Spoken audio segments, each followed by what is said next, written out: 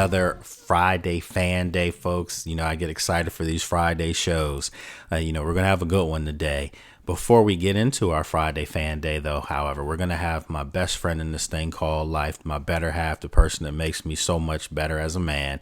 We're going to have Miss GeNienne Samuels joining us, and she's going to join us live here, obviously, because this is our house, but she's going to join us live here, and we'll get her take on the Washington Commanders and what she sees with the organization now compared to years past. Remember, GeNienne used to be a cheerleader for the Redskins at the time, and now she's the in-game host. So when you go to Commanders games and you see her on the Jumbotron and, trying to get the crowd hype and doing some of the, fun in-commercial skits and things like that. Yeah, that's me. That's my baby. So we're going to have her on and, get her take on the Washington Commanders. And then when we come back after that break, then we'll have our Friday fan day. And we've got another first today.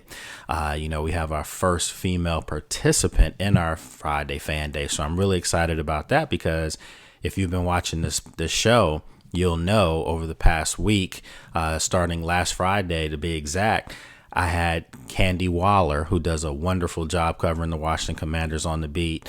She's also the president of Bowie Television in nearby Maryland. And then, of course, on Monday, I had my good friend and counterpart who you see me on a lot with on ABC Television in D.C., their sports anchor, Natalie Spalla. She was on with me. And then on Tuesday, I had the OG, my auntie. I know she gets mad when I say that, but it's all love and respect because Donna Hopkins is the longest tenured member who covers the Washington Commanders. She's been there through it all, the good and the bad, but she was there when they were winning Super Bowl. So she came on with me on Tuesday. And then, of course, today to cap it off, a week of having some of the strongest and best females in our business who sometimes don't get the credit that they're due. We're going to cap it off with my best friend in the world and my better half, GeNienne Samuels. So I'm really looking forward to today's show. But yes, if you want to be a part of our Friday fan shows, all you have to do is email me at the Lake Lewis Jr. Show at gmail.com and we will get you on. So once again, it's the Lake Lewis Jr. Show at gmail.com. Reach out. Someone will get back to you. And once we get you on the email distribution list, you're more than welcome to come on any Friday. So we start recording Friday at 5 p.m. East Coast time. So because a lot of you are scattered around the country. And as you'll see today, we've got some people coming from California, Detroit. I mean, you name it. They're all over. They're Commanders fans everywhere, folks. So, and we don't want you to feel like you can't come on if you're not a Commanders fan. We've had Eagles fans on. Last week we had Bears fans. So at the end of the day, this is an NFL centric show. It's Commander centric. But it's also NFL centric. I don't just cover the Commanders. I cover the league also. So with that being said, you're more than welcome to come on if you are a fan of anything outside of the Commanders. You're more than welcome to come on and you will be embraced. We have a great time. Everybody gets a chance to talk and, you can refute things if you don't like what you're hearing. But at the end of the day, we just ask that everybody be respectful if you are to come on the Lake Lewis Jr. Show. That's what we do here, folks. It's all love. Listen, if you want to subscribe to the podcast, it's very simple. You can subscribe to it, via any of the major audio carriers out there, Apple, Spotify, iHeartRadio, Amazon Music, Google Podcasts, you name it, it's on there. And then, of course, you can watch this on YouTube. But also, before we go to break, I have a quick announcement to make. If you want to go even further with the Lake Lewis Jr. Show and you live in the Washington metropolitan area, starting on April 15th, guess what? You'll be able to hear it on the radio. That's right, folks. You'll be able to hear the Lake Lewis Jr. Show on Radio 1 and Urban Radio. I appreciate them for reaching out and, letting me know they were interested in the show. And we put it all together, folks, and it's signed, sealed, and delivered.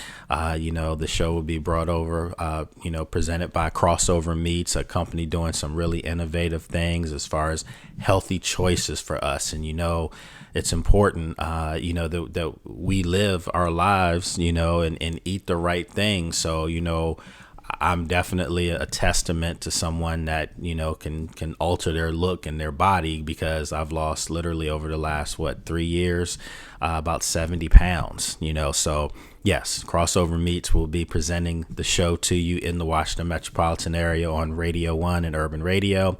So it'll be on AM radio as well as FM radio. So we're really excited about that. But nothing changes, folks. It's still the Lake Lewis Jr. Show. Same format, same everything. So let's take a break. And when we come back, we'll have Miss GeNienne Samuels joining us here on the show. And then after that, we'll go to break. And when we come back for the second segment of today's show, it's going to be the big one. It's going to be Friday Fan Day. So hang tight. We'll be right back. Welcome back, everyone, to the Lake Lewis Jr. Show. And as promised, I mentioned this to you guys last week that I was going to bring in someone that really needs no introduction. If you are a Washington Commanders fan, and also if you're a fan of mine, she needs no introduction because I talk about her all the time. It's my better half, the person that keeps me sane, that keeps me going, pushes me all the time. Miss GeNienne Samuels, the in-game host for the Washington Commanders, joins us. What's going on? Hey everybody. It's great to be here on this very special day, this guy's birthday. So happy birthday to you. Oh, I appreciate that. It's not about me today. No, it's about you, the fans. And as we've done all week, if you've watched these episodes over the past several days, started last Friday with Candy Waller, who's the president of Bowie TV. We also had Natalie Spalla, who I go on with on WJLA Channel 7, ABC TV all the time. And then followed that up with Donna Hopkins. Auntie came on with us. And then, of course, I had to have my best friend in the world, my better half, GeNienne Samuels, to wrap this up. And it's important because a lot of women are doing great things in the world of sports. And I wanted to bring on the best in the business that do this. And this lady right here, she's the person that keeps you hype in the stadium during game day. So wanted to get you on and get your take because this has been an unusual off season. It's an off season of optimism. What's your take on the Commanders right now? We're excited. I know I'm excited. I feel like the fan base is excited. Hopefully you are excited as well. Of course. But yeah, there's just a renewed energy from last season and it's kind of hard to explain. There's this calm confidence I feel like that I have going into the next season. I feel really confident about the selections and everything that's happened so far. But I also just feel confident with Coach Quinn and Adam Peters that they're going to do right by us. I have a feeling that we are in for another huge season coming up, and it all starts at the top. And I have confidence in the men that are leading the program, leading the team, and overall just making the fans really happy. And see, she can say we because, she's employed with them. Absolutely. So it's good to finally be able to have someone that can say that because you guys know that's how I feel about this team. It's my hometown team that I cover. And Janine and me, we talk about this around the house all the time. Like, in years past, it was, she's telling me, are you going to the draft or where are you going to be at Commanders Park or where are you going to be? And now it's just like, take your pick because we're hot right now. She just moderated an event last week, the Women of Washington. She did a wonderful job there. It was at the Harbor, National Harbor in D.C.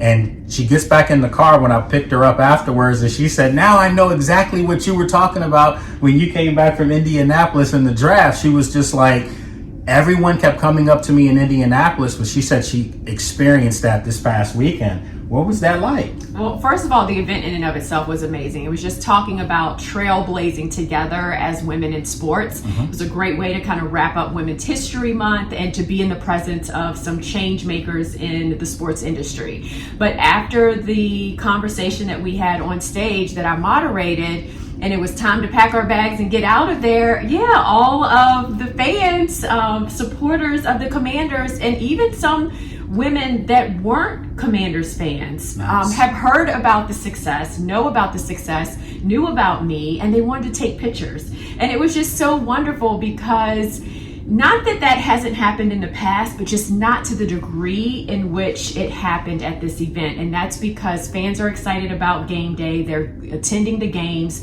They see me on the Jumbotron. And then to be there in person and be able to touch me and take a picture with me, they wanted to take advantage of that. So yeah, my grin was on full blast for another probably 30, 45 minutes taking pictures, and I loved it. I didn't mind it at all, and it just made me realize that we're on the next level now. It's happening. And this is real, folks, because she had told me that, you know, I was going to pick her up like around 9 o'clock or so. It was 10 o'clock, folks, before I got the call. Hey, I'm ready. And when she got in the car, she was just so excited, and she said she had an awesome time. So congratulations to you on that.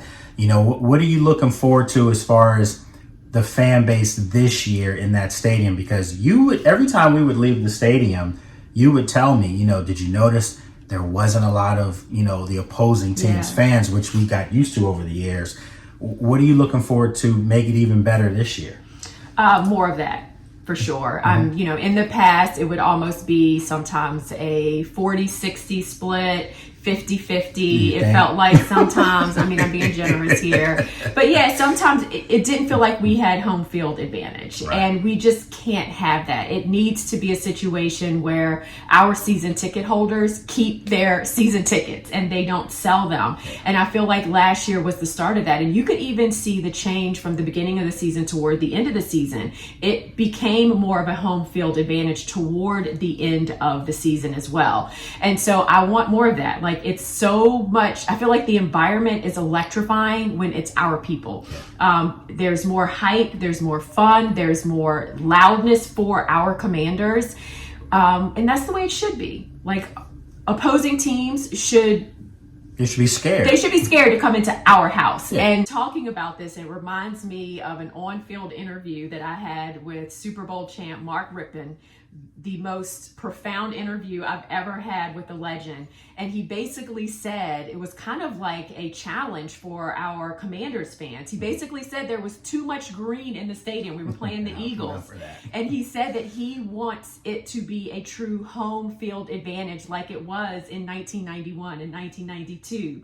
And it just energized the entire stadium. I mean, it gives you goosebumps. Listening to him, it really did. But it just kind of reminds you that he is greatness, right? He is the definition of greatness. And I really do feel like Jayden Daniels is right there along with him on his way. But it does take the fans. It also takes having that home field advantage. It takes us all coming together as a family, as the Commanders, in support of the product on the field. And folks, we have that video. I mean, Janine has it. So here it is. Take a look.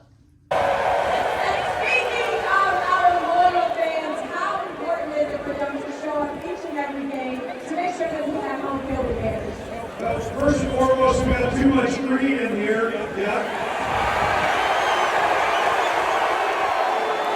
Secondly, we need to make this the east of RFK, and we need to fill this fan base with the same type of fans we had in 1991 and 92.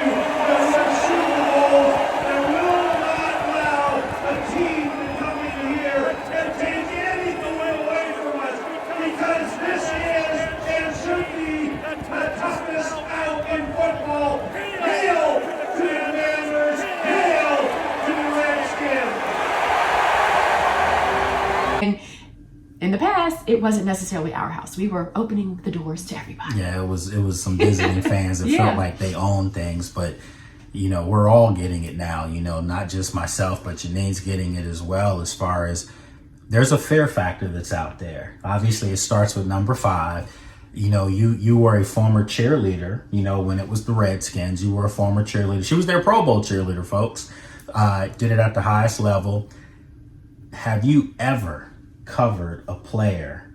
I mean, obviously players may get better as they've gotten older, but have you ever covered a player that just really captivated the fan base like he did in his first year? No. That's an easy answer. For him to be a rookie and to have this much of a following this early. And what's even more impressive is, yes, Commanders fans are following him. Young kids are following him. You see his jersey throughout Northwest Stadium, but other teams are also following him. Other teams' fans are following him and want to know what's going on with Jaden and give Jaden the props that he deserves. Absolutely. And so that's nice as well when he has the respect of other people that don't even, care for the Commanders. But then he's also allowing the team to have more respect as well, because he has leveled up the play across the board with all of our players. Folks, it's Friday Fan Day here on Lake Lewis Jr. Show. Obviously, this first segment is with my number one fan, and I'm her number one fan as well. What we've been doing all week, like I said, is paying homage to the women that are doing a great job, in the world of sports. And last month was actually, Women's History Month. It was Women's History Month. So, I'm a little late, to the table, but better late than never. Absolutely. So, I obviously wanted to make that a big point. And then having Janine on today, it also signifies that things are good. Things are good across the board with the franchise, with the outfit. It starts with the owner, and then, of course, your GM, Adam Peters. That's my guy. And then Coach Quinn, you have leaders now. You have competency in the building. And everyone can see this, as Janine was mentioning, even with Jaden Daniels. The question I have for you, though, is that this number one draft pick this year, whoever it is, even if they trade out of the first round and whoever they pick first, whoever walks across the podium first for the Commanders, do you feel like they're going to be held to a higher standard because of Jaden, or is it different because Jaden was the number 2 pick and he was a quarterback? Yeah, I think it's going to be different. I think it's going to be individualized. And in all honesty, I just can't imagine anyone rising to the level that Jaden has, and it would be wonderful if that does happen. But I think that what our pick will do is just add to what has already been cultivated and created within the Commanders. I think we will be excited about that, because it's just another piece to that puzzle that Adam Peters and Coach Quinn and the rest of the coaching staff are putting together, because that's ultimately what it is. It's creating a masterpiece, one piece at a time. And I'm just really excited because we get to eventually see what it's going to look like once all the pieces are put into place. And we have some great pieces already there. Some profound pieces already there. So it'll just be really interesting to see at the end of this season what that masterpiece looks like. And it's exciting because we're going to continue to build on that. We're going to continue to put those pieces in place. Folks, I wish I could take all the credit for this knowledge that she's spitting right now. So that's because she's with me.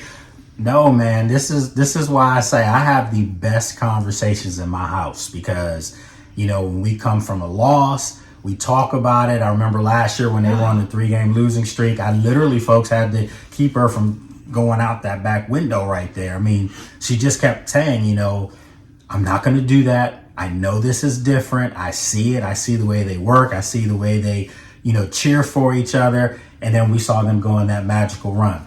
So I'm going to ask you now, Janine, the question that I've been asking everybody this offseason. What constitutes a disappointing season for you? Is it to not go to the Super Bowl, not go to the NFC Championship game where we both went? That was her first game traveling with me to a road game. Or is it to just not make the playoffs altogether? So what would be a disappointment for you? I think not doing at least what we did.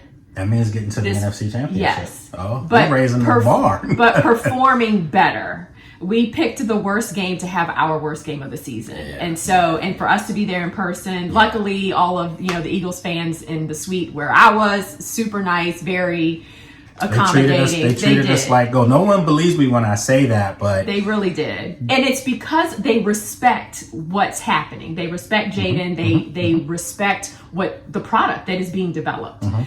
So I would say, we have to do at least what we did last year, but but better. And then selfishly, I want to win more home games because I am at every single home game and it just makes my job easier. Yeah. The fans are happier. The environment is more uplifting and exciting when we are winning at home. So I would love for there to just be more home game wins as well. Well, I think, and maybe another Hail Mary, like that was awesome too. Yeah, like that was experience phenomenal. of a lifetime. Listen, if you want to see some video of her jumping around, I mean, all you got to do is look at this.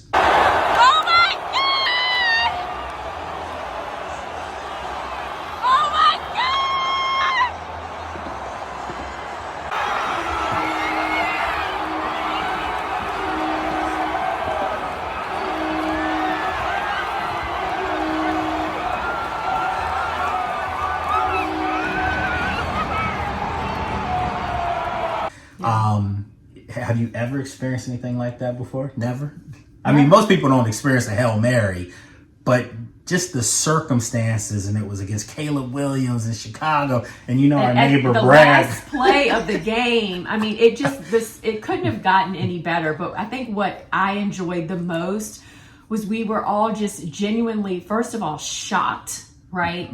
But happy, just happy. We were hugging each other. It was like 30 years of other. just stress, just released. oozed out, right? Just released. It's almost just like, this past season has been the season that we've yearned for, that we've needed, that we've earned.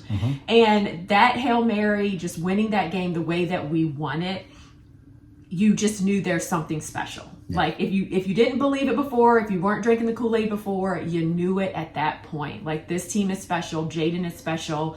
I feel like the curse has been lifted from us, from the team, from the stadium. And it was just like the starting point for me personally of finally letting the past go. Yeah. Finally being able to go into each game knowing that it's different and not worrying in the last 2 minutes of the game if we were going to mess it up and blow the lead. So it's just, I have a new way of experiencing the games now, which is nice. So, I mean, it's safe to say that the 2024 season for the Commanders and their fans was almost a therapy session. Oh my gosh, yes. It was. And it's interesting because we started off strong and then we did have that period of time where we were losing. And then I know, because I was guilty of it, but a lot of fans were like, yep, here we go again. She was. And I kept saying, stop it. That's not going to happen. Here we go again. It's different. Here we go again. And I was like, well, Jaden, he just doesn't look the same. He's, he's not moving the same. Injury. He had the rib injury. And mentally I knew injury, he's going to get back.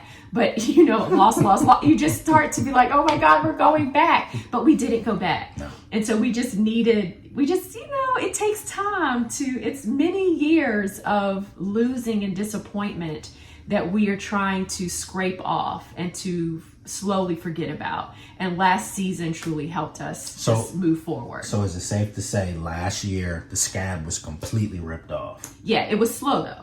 For me personally. Yeah, I know it was for you, but for me, I kept trying to tell people. Yeah, you knew. Yeah. But I didn't. And so, it was slow. And then at the very end, and we're all good now.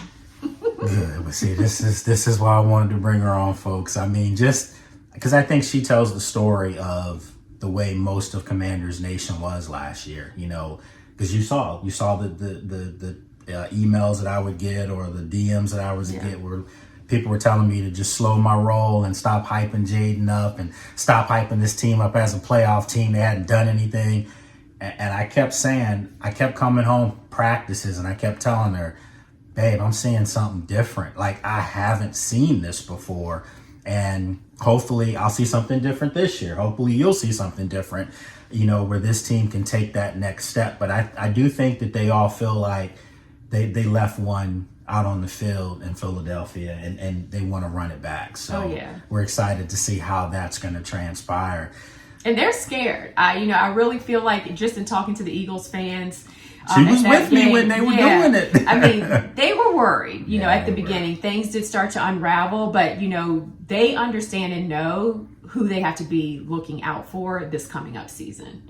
I'm so glad you said that, because some people think I'm blowing smoke when I tell them she was with me at the link for that game. And and you remember the comment that the one of the season ticket holders said to us was, don't listen to the people who sit up in the nosebleeds. You know, they're irrational. He said when you pay money to come in here year after year, and some of these guys were like they're old men. Some of them are like their fathers were season ticket holders at the vet.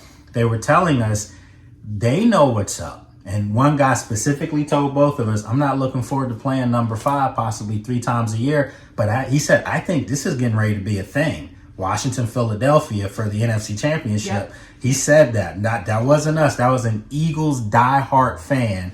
So, yeah, this is how far this football team's come. So, wanted to bring Janine on, get her thoughts, and wrap up a week of having just strong commentary, strong guests, female guests coming on. And, you know, I got a surprise for you guys, because when we come back from break and we have our Fan Friday, it's going to be a lot of you in there. And guess what? Today we have our very first female fan coming on. So this is all, it's just perfect timing. Everything wrapped itself up. And one other thing before we get off, you guys have been commenting on the glasses. You like them? Yeah, she's the person that told me to start, you know, rocking the glasses, changing it up. So yeah, it's all her. You guys know how it goes. So yeah, now, and I also want to say, like, you know, we just wrapped up Women History Month. I think it's wonderful that you've been bringing some powerhouse women on to talk to you know, all things NFL, all things Commanders. But I also want to give a shout out to the Command Force. So being a former professional cheerleader for the Redskins then for 8 seasons, and then moving on and being a cheerleader for the Wizards,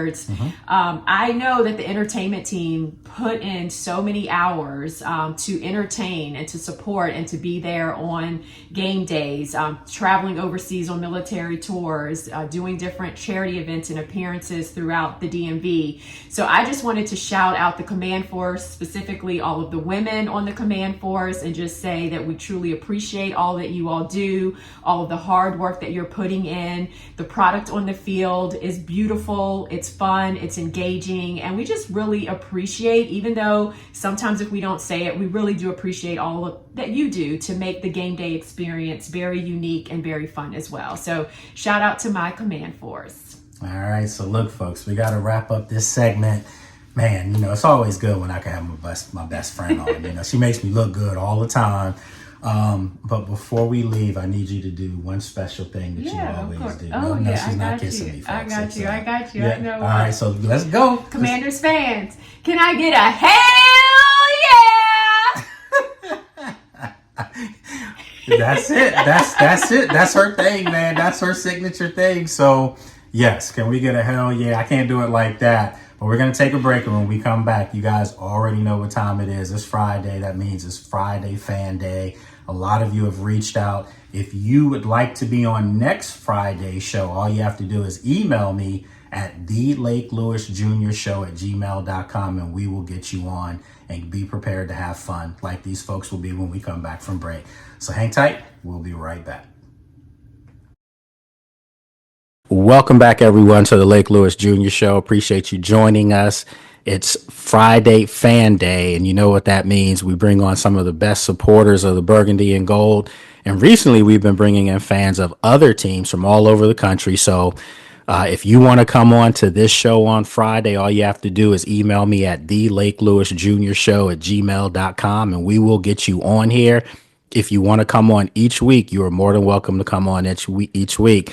And before we get to our fans, because we have some new ones today that we definitely want to shout out for, appreciate them coming on, I have an announcement that I wanted to make. I have a couple that are going to be coming over the next week, but this one is near and dear to me because it's back in DC. So if you aren't able to get this show, well, guess what? Now you'll be able to, because it's going to be carried on Urban Radio and Radio 1 back in the Washington, D.C. market as of Tuesday the 15th. That'll be the first show. So Lake Lewis Jr. Show, still the same, still format, nothing changes. It's just that now you can hear it on terrestrial radio back in DC and on their digital platforms and online. So just wanted to plug that and make sure everyone understands that this is happening because of the people that are in this box that are, you know, supporters of mine and my show. So I'm greatly appreciative, and we're just going to keep this thing going because It's also on CBS Radio in Virginia as well. So you can hear it on terrestrial radio now. All right, so let's get into it. We've got some new fans here today, and we have a first, gentleman, because we have our first ever female participant. Sheila, how you doing? And welcome to the show. Hi, thank you. Yeah, she reached out, and it was just perfect timing because all week long, I'm sure you gentlemen have noticed, I've been bringing on some of the best female reporters in our market, who I do a lot of stuff with. And then today, of course, I have my better half on, who's also the in-game host for the Commander. So it was just to show love because last week was, one of those weeks for us where we had a big one. And to have Sheila reach out, I just thought it was perfect timing. So we definitely appreciate you coming on. You're the first. We'll have to remember this special occasion. And then we have Reverend Rashid Fry reached out to me as well. So we appreciate you coming on, sir. So this is good stuff for us. Mike Barrett is down there. Mike, you got to get you off mute.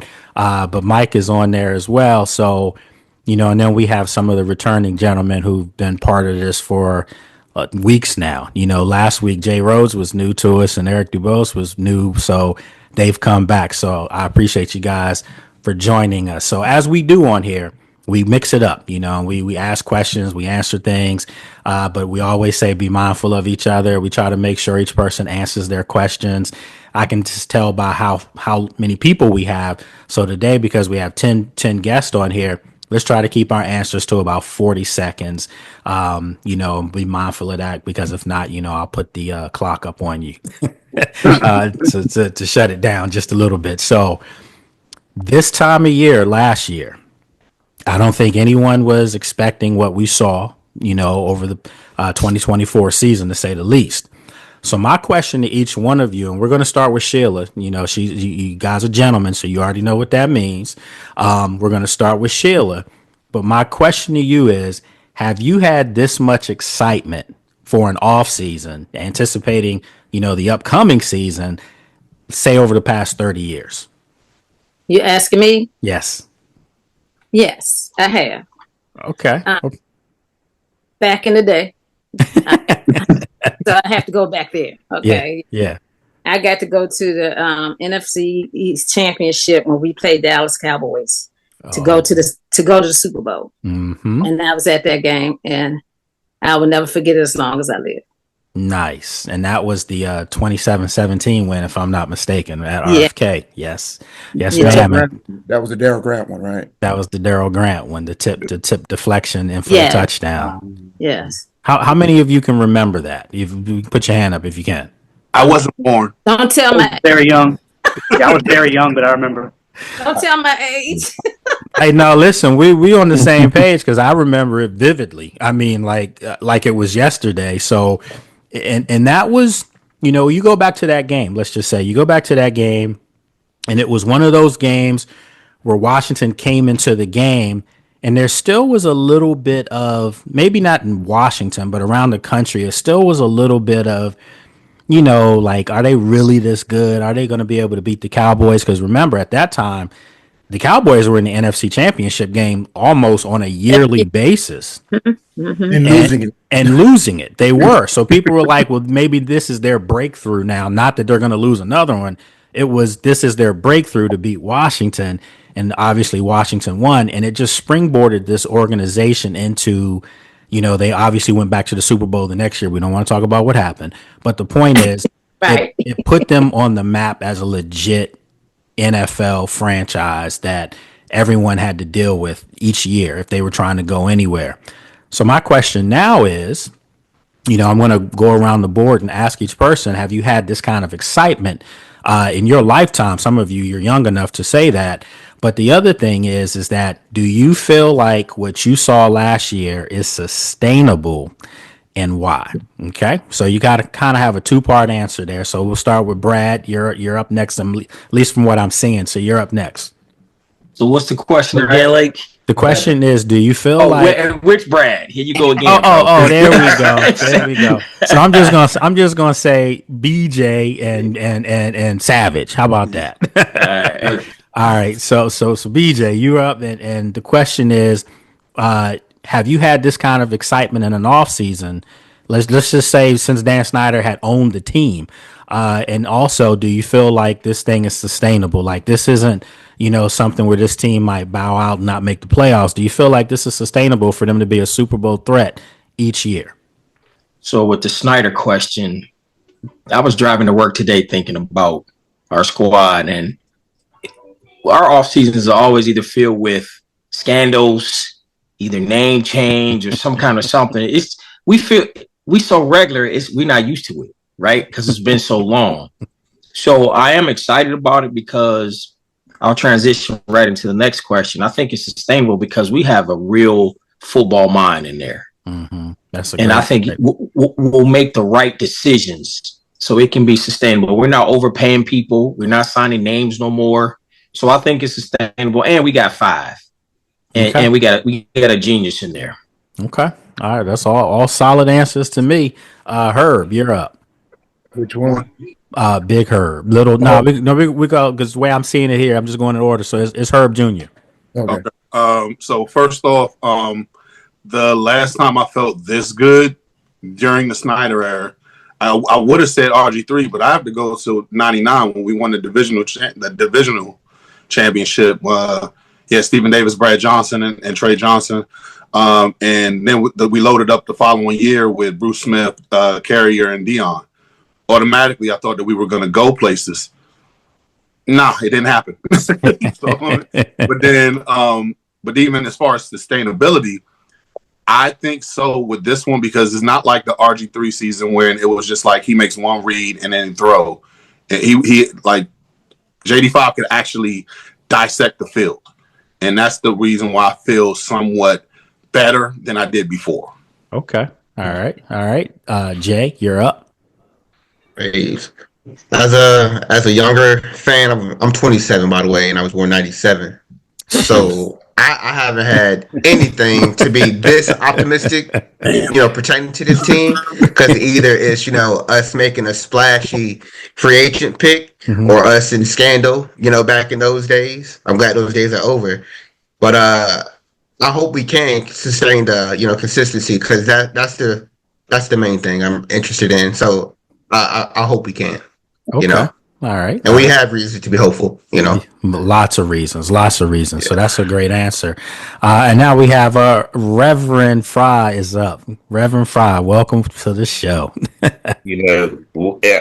This is definitely an honor. I want to give you your flowers now because I'm all the way in California. And so born and raised, though, in, like my brother said, I was actually born in Charlottesville, but we had a house in D.C. and also I lived in PG as well. Graduated from Central Senior High in PG County. Okay. But I was like brother Herb there. I thought big things were going to happen. I was like major excited with RG3. Because he was supposed to have been almost the way that they built him, like the second coming. And so it was like, finally, it's done broke. We got that franchise guy, the same rhetoric that, we got, except JD5 is producing. But along, like you said, with the scandal to just let the air out of everything. I believe this is sustainable because of the fact that unlike a lot of teams, once they do well and they start losing their coaches, we have the continuity right now for him that keeps everything in place. So basically, we have a really solid opportunity to build on what we've already done. Yeah. Now, the one thing, and I've been listening to you, Lake, I think it was you and Rio the other night, and as a matter of fact, that we do have to keep in mind, though, that we got a different schedule. We're going to be playing a different breed of teams this year. So I would cautious that thought of the next 12-5 or just exactly how solid that record looked, because we're going to be playing besides Jalen, we're still going to be playing a more consistently better quarterback and better defenses and this type of thing here. But I do believe we can sustain the winning way, and that's the main thing I think we need to establish is the consistency of being there. That's when they're going to know that we are real, as opposed to the one-hit wonder. Okay. All right. Great answer. Herb Senior, you're up. What you got? Shout out to Central. I went to Suitland, so I know what Central is. We ran against it when I was in high school. Oh yeah. So, but no, I'm almost like the whip dog. When you've been traumatized for so long, and every time you think there's a glimmer, you see a light coming, and you realize there's a freight train coming towards you. But I'm a lot more optimistic than I have been in the past because I think we solved the quarterback issue. Mm-hmm. I think this kid, his mind is right. He wasn't like RG3. Well, it was more like RG me than RG3. Yeah. So I think he has his head on straight. I like the continuity that the Rev said about the staff coming back. You got the same offensive coordinator coming back. You got the same defensive people coming back. Everybody's coming back. I also agree with you with that schedule. Is going to be a little more challenging. They could end up being a better team and not have as good a record. Mm-hmm. I totally could see something like that happening. Yeah.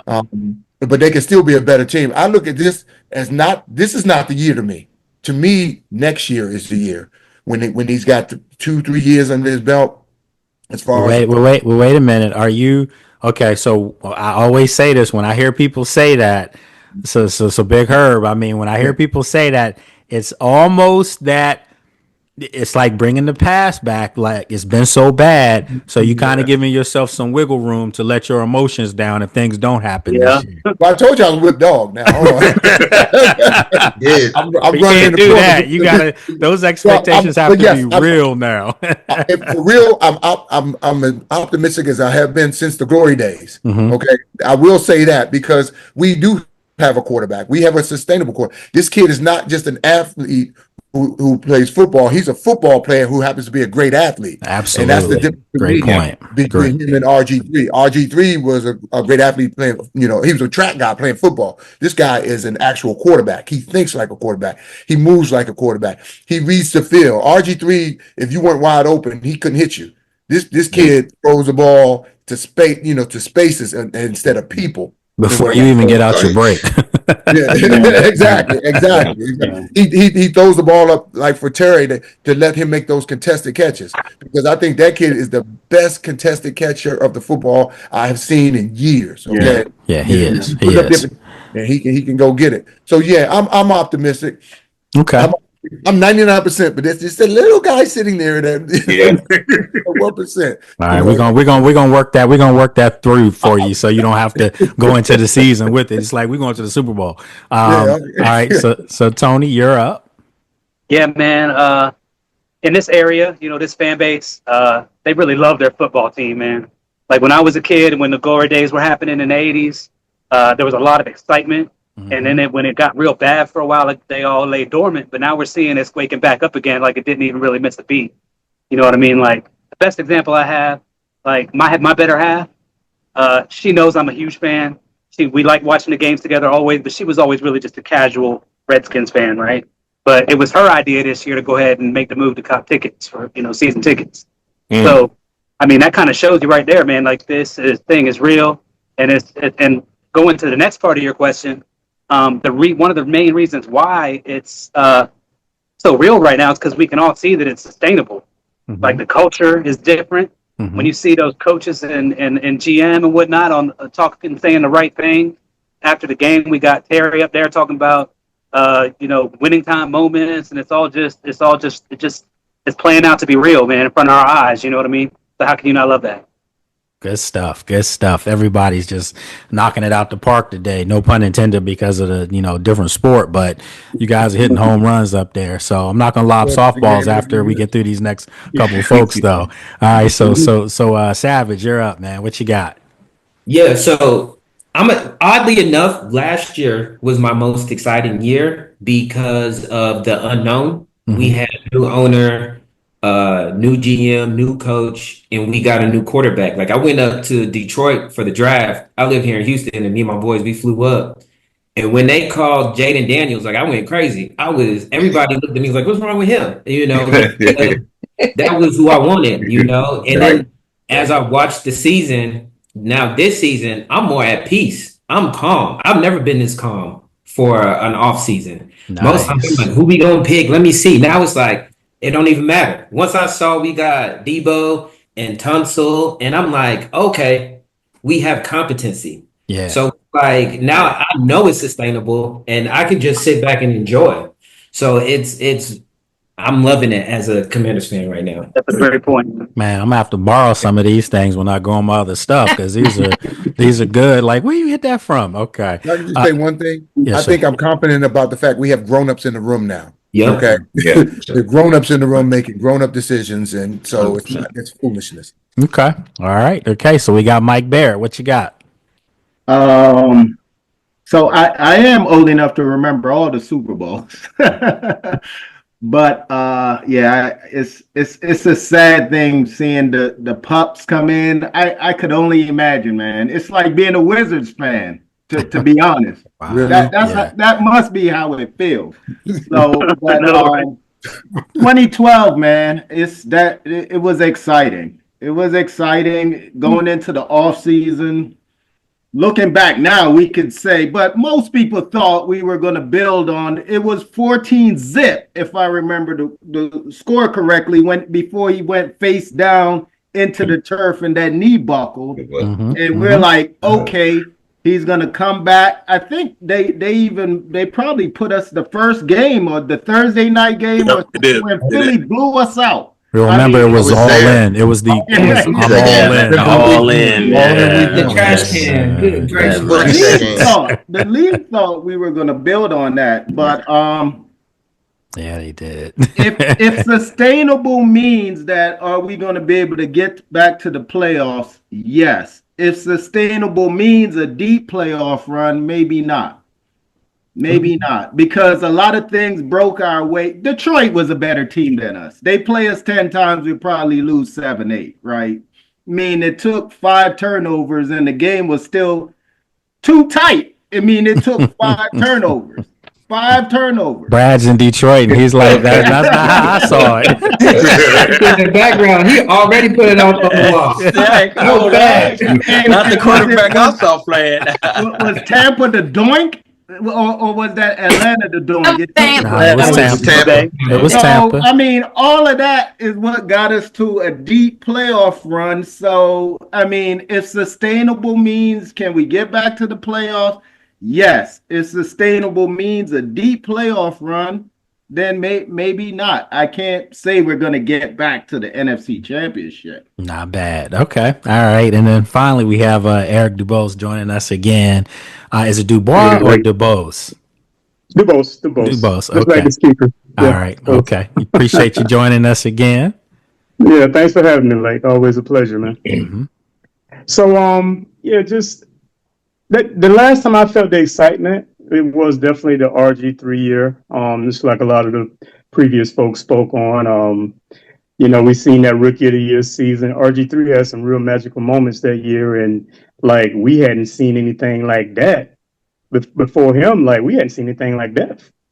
I mean, I don't even remember last time we had a quarterback that had a season that good. So I was really hyped and thought that was going to be the one and everything. And I felt that excitement that we was on to something, and we was going to be like consistent winners again and whatnot. So, and also to answer the second part of the question, I definitely feel this is sustainable. My main feeling about it, obviously Jaden, that goes without saying, but just having Josh Harris as the owner, we got an owner now that regardless of what goes on, he's going to try to put the best people in position to make sure this team is constantly good and sustaining a level of excellence that we were lacking for so long. So I just with the team being in Josh's hand, I definitely feel like everything's going to be sustainable going forward. Okay. All right. So I'm going to give my take on this, and then I have a question for you that's going to stump you as always. So if you're just joining us for the first time, I'll lob some softballs up to you, get you warm, and then after that, then it's like your brain's gonna hurt by the time the show ends. All right. So my take on this is, for me, I had to lose my fandom when I started covering the team. And that was hard. It was really hard, but it was not as hard as it would have been if I was covering a team that looked like last year's team. Because like the Bears game, the Hail Mary, when they tell us in the press box, there's no cheering in the press box. Okay. There was some cheering that day, and there was a lot of papers flying. When Terry caught the sideline pass against Dallas, went down the sidelines for that. There was some cheering in there going on. So, so for me, the excitement, I think, was, for me, where I really felt something different, it was last year. It really was. And for me, it started back in Detroit at the draft when I interviewed Jaden. And this was him freshly coming off the stage. And I think I was the second interview. And it literally was amazing to hear what he was saying. He had already processed not only that he was going to be a commander, but his answers were, he was looking forward to being in DC. And I have this on my IG. You can hear some of it, but he was saying things like he understands his place. He understands who he is. He understands what he wants to be for young minority kids looking at him, especially young black kids in DC. It was everything that I did not hear from other quarterbacks, and I'm just being upfront about it. He claimed the city the night he got drafted. And so then when he went out on the field and performed, everybody was already there for him. I don't think there's been a player come through Washington to this level as far as how good he is, but how likable he is. I don't think there's a player that's come through this town that will make you literally, no offense, Rev, but some people may swing off for him.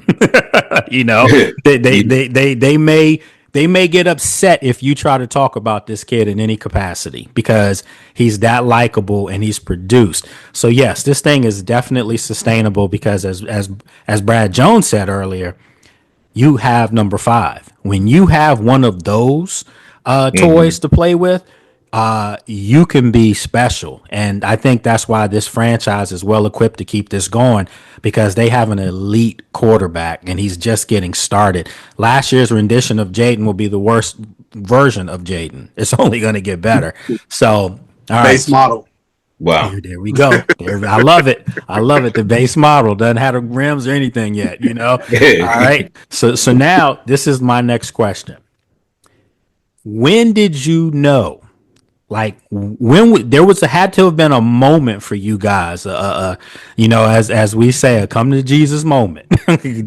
You had to have had a moment last year where you said to yourself, this is really real. Like, these guys are really good, and I just need to accept this and not, as Big Herb says, keep thinking it's gonna fall apart, but where you really felt like you had that moment. While you're thinking about that, I'm going to give you my moment. And this moment may surprise some of you guys. It may not surprise some of you guys. But I knew that this team was going to really, really, really be something. Believe it or not, it was the first game of the season. It was the loss to Tampa. It was really. Oh yeah. And the reason for this, some of you already know this. Yeah. The reason for this was because in years past, me covering this team, I would see guys and I would hear guys in the locker room after a loss, and I mean bad, like primetime losses. Y'all remember them losses. I would hear guys talking about where they were going out to. Like, that tells you right there, no one was ready for that. No one was ready to play. But when you hear that, you see that guys started accepting losing, and that's just what it was. It was, if we're good, okay, great. But if not, we're used to it. They accepted the losing. Well, after that Tampa game, when I saw Adam Peters red face and storm off in that locker room, I knew, oh man, this is real. Like, they're not accepting this, and they're not going to let guys accept it either. And what did you see the next week against the Giants? You saw them. No, they didn't score a touchdown, but they kicked what 6-7 field goals. That's a field goal. And I don't care if it was against the Giants. The Giants were dreadful last year, but you know what? The Giants used to beat Washington every year. So and keep Washington out of the playoffs a lot of times too. So for them to be able to win a game like that, that told me right there that this is real, that these guys are going to be a much improved football team. I predicted they would win 11 games. I did not predict for them to get to the NFC Championship. I will never take credit for that. I didn't pick them to win 12 games, but I thought that they could win 11 games because I just thought, you know, a couple years with Rivera, they won 8 games, they won 9 games, and that was with dreadful coaching, let's call it like it is, and a dreadful front office. So you knew if you were getting a young gun in Adam Peters, and you knew you were getting a well-respected coach that had already been to a Super Bowl and always put together pretty good defenses, and then you had a franchise quarterback and an owner who's going to stay out of the way, I thought that was good for at least 3-4 wins right there. That's why I gave him 11. So I'm out of that. So now you guys let me know your come to glory moment. Sheila, you're up. Okay. It was the Cincinnati game. Nice. I have 3 grown children, and they are not allowed to be anything else but, well, we command. She said allowed. No, that's facts. I understand. Think the truth. Allowed to be anything else. And so my youngest son, because I knew so much about Jaden before we even draft him, my youngest son's like, "What are you doing? You sit at home and look at him all day?" And I said, "Pretty much." I looked at his college games, and I saw the attitude and his disposition, the way he carried himself in college. Nice. So I kind of like saw his in his faith, and so that really touched me. And then when the game came on that night, and my youngest son was just like hilarious. He was like calling me, "Well, Mom, why? Oh, I'm so nervous. I said, "Y'all haven't seen the real Jaden." I said, "The Jaden that played that first game, he just had fun. He was filling them out." Mm-hmm. The second game, no, he didn't get in the end zone, but we won the game. I said, "But you're going to see the real Jaden tonight. Watch." And I told him, "Get off my phone and just watch." Nice. So that was my day. And so when he came through, and he just came out there and he just tore it up. And I just saw that same Jaden that I saw in college, and his whole attitude. He has I love his attitude. Nice. And I love how he carries himself, and he believes in himself. And so he makes us believe in him. So I believe he's going to be sustained. I think he's going to be good. So that was my time. Okay. All right. Brad Jones, you're back up. I'm going to agree with Miss Sheila. I think Cincinnati game in the past, we always choked on primetime games, or we never had the wherewithal to come back because Cincinnati made a little run at it. Yeah, and then when that blitzer came free and 5 stood in the pocket and threw a dime to Terry in the corner. Yes. My phone was blowing up. Everybody was like, "Y'all finally got y'all one." And then I knew then, there was other moments through the season, but then I knew like, yeah, we got a beast and we was for real. Yeah. I think that was the wake up call to the country that this isn't going to be the same old Commanders. It's just not. It's different. Little Herb, you're up. Big little Herb. But like Miss Sheila said, in my household, you got a choice to who you pick: Nationals, Capitals, Wizards, Commanders. So that's it. Those are your choices. But as far as me is concerned, you had it's really for me. It was two games. The first, and I'm gonna keep it quick. The first one was the Ravens game. It was just like, man, like we out of it, man. We're done. And all of a sudden, you just see glimpses of him there, here. Terry in the back of the end zone. Terry at the side of the end zone on 4th down. I was like, oh, I felt like the old dude from the barbershop on Coming to America. That boy good. So and officially when it was like, oh, I know we're legit, the Hail Mary. The Hail Mary definitely had me like, oh, this is destined to happen. It's not just this boy's good. It's official. Like we're meant to do this. It's like Hail Marys just don't happen just because. I mean, it's just like it's it's luck, but at the same time, it's like this. We're destined to be good. Yeah, that made his teammates feel like he could walk on water at that point. Exactly. Like they knew we really have That's won. Black Jesus. So, I mean, Yeah, absolutely. So, Jay, you're up. this is a great question, but I'll say specifically, it all began for me week 1. Like after week 1, he during the game he was smiling so much, and like we were losing, and it just threw me off. I was like, why is he so happy? I was like, lock in. But I was like, okay, that's just him. I can't hate because he's happy, and we need that. He's joyous. Very good point. Specifically, when I knew that he was like serious, Joe Burrow versus Jaden, 2 Heisman, LSU, blah blah blah. But I think specifically that throw to the back of the end zone, it is for me, that's his best throw of the season. But we only had 10 men on the field, and that was just a dot. Like, yeah, that's when I knew. Yeah. Prime time, like you said, we always get embarrassed. Prime time, we stepped up. Like Monday night, or what was it, Sunday or Monday night? That was a Monday. That was Monday. Yep. Yeah, under the bright lights, first touchdown of the season to a tackle. Like, nah. That's when they woke up a sleeping giant. That game right there, that's what got us ready for the year. Okay. In my opinion. All right, good stuff.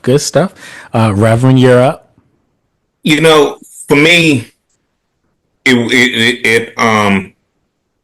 there's a couple little areas like, when he went up against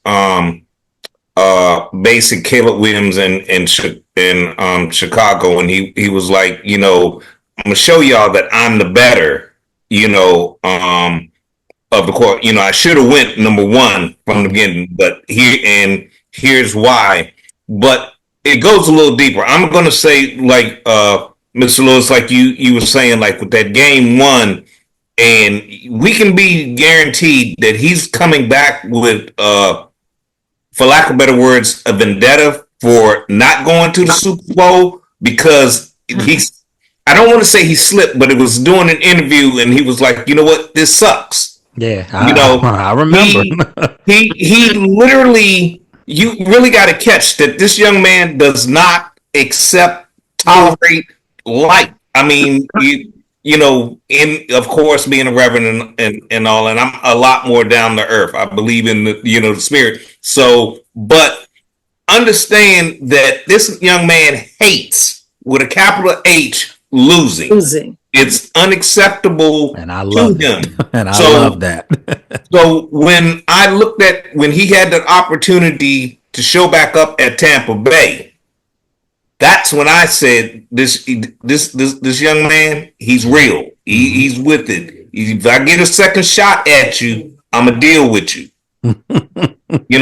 So like I said, it took a little more, but it was like after that 3-game loss that we had, which typically we know what our history, would have shown there. And he was like, this is not on my name. In other words, there's a lot in the name, and anything attached to JD5 is going to have W's behind it, in his mindset. Okay. So I'm going to say that Tampa Bay game, when it was like that first game was a fluke. This is what I really do. Yeah. So when you think about, what you just said, and I totally agree. He avenged that loss against the Buccaneers, and he did it at the scene of the crime. He went back to Tampa and got him. He avenged the loss to the Eagles, the first one. Hasn't had a chance to avenge the second one, but we already know that's going to be for it all this year, Exactly. So I totally agree with you. I mean, I think that this guy literally can compartmentalize things, that doesn't rattle him, that may rattle other folks.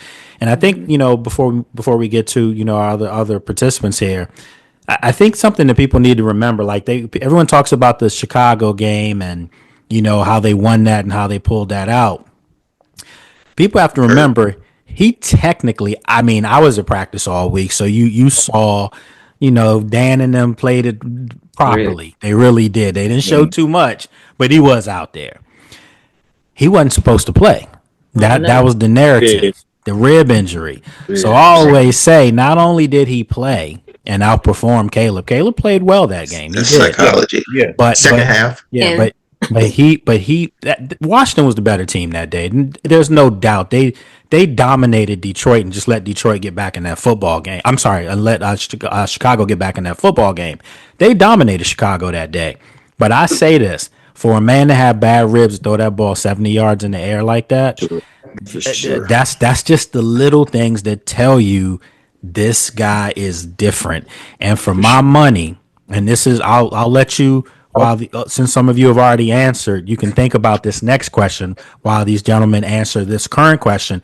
But the next question going forward is, I've said this, and I just want to get your take, yay or nay. I don't think Washington's ever had a franchise player, ever, until Jaden. So we'll talk about that in a second, okay? But Big Herb, you're up. Big senior Herb. How about that? Senior Herb, senior Herb. Now, see, I think we've had franchise players, first of all, but they were offensive linemen. Okay, so that. I'm gonna piggyback to a certain extent. The Cincinnati one was when you saw you had something like this guy's a baller, like he's a force multiplier. People are better on the field because he's there. Okay. And I also think that's what's going to be good for the future. He's going to attract people. Okay. People come to him.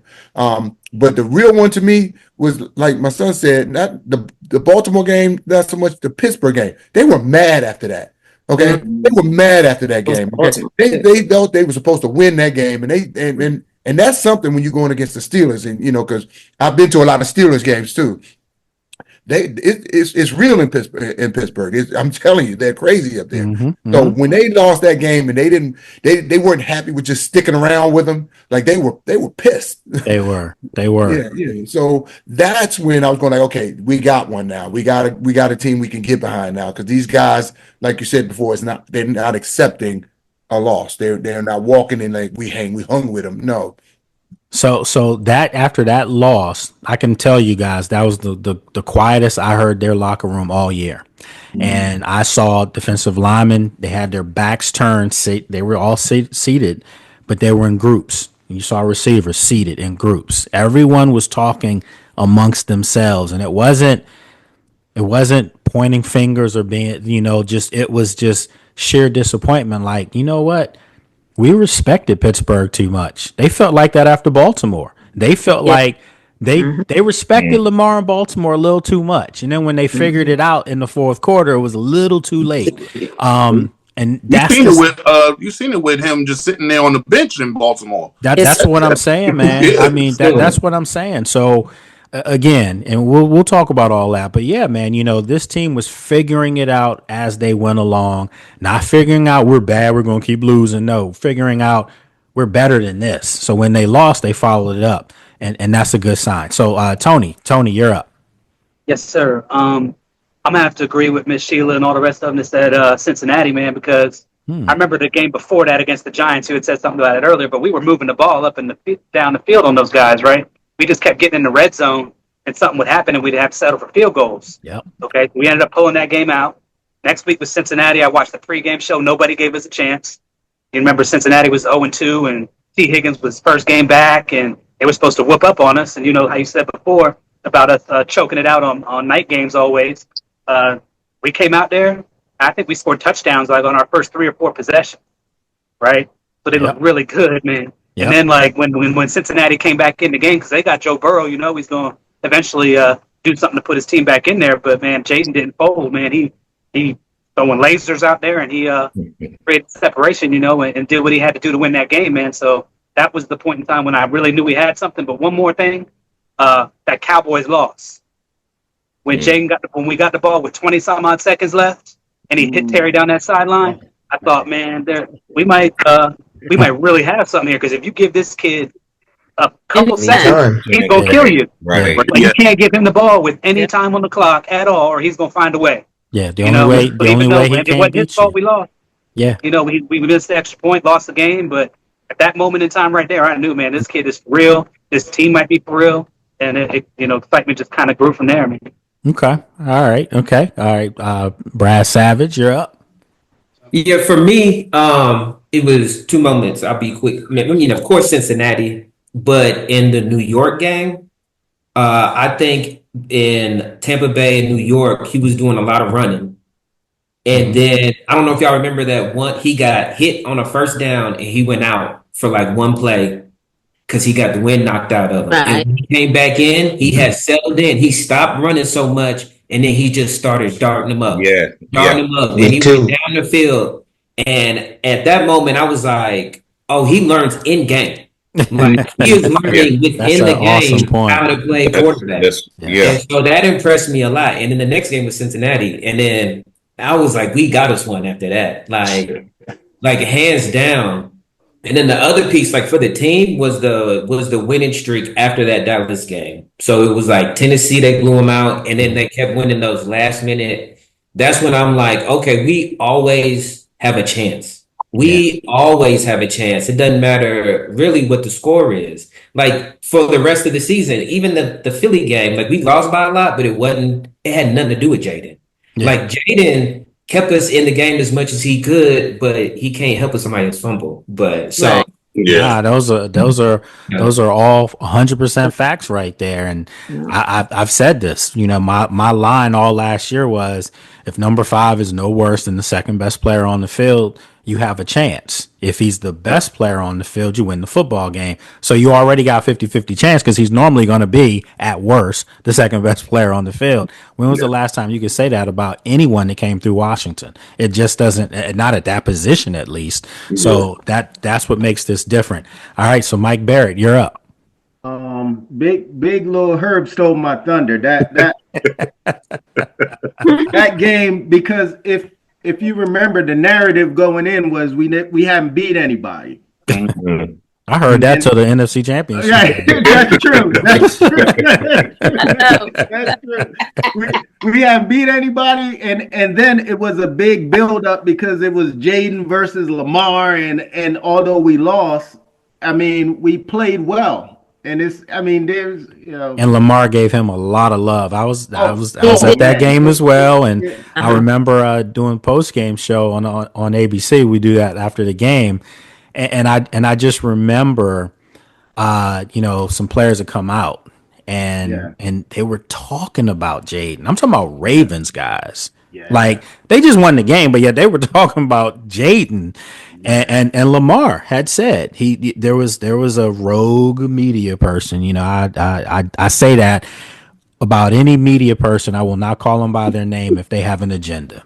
That's a rogue media person. Mm-hmm. And Baltimore had one there, and he literally said to Lamar in the press conference, how do you feel about all this Jaden Daniels hype, about him being overhyped and he hasn't done anything and he's a rookie? And Lamar literally said to the dude, there's no overhype there. He said, did you see that?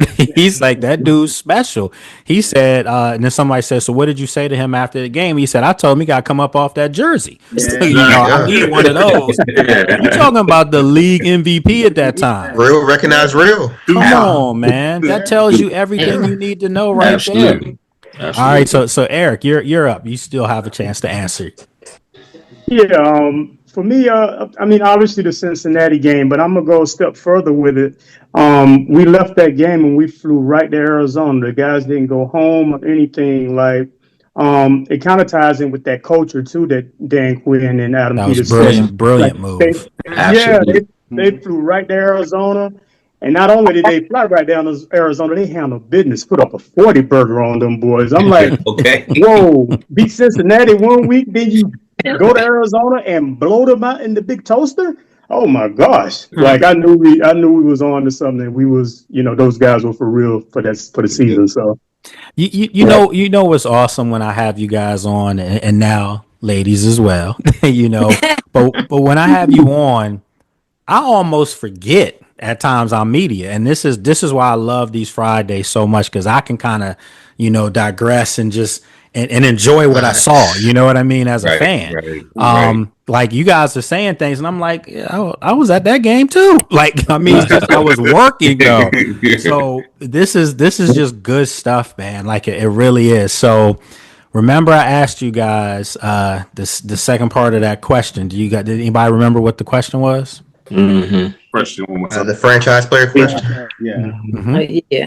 Okay. So what we can do to make this easy, because it's 5:55, and I still want to keep you on for about another 20, if that's okay with you guys. Okay. So we'll just have time. All right, I got tickets for the Nats. So, I hear you. I told you I'm DC everything, man. That's all good, man. That's all good. And I think the Nats are going to surprise some people this year. So I think they're going to be better than people think they are, but they still need that's some a tough pitching. division. Still You're need with the some more Mets, pitching. you're with the Phillies, you're with Atlanta.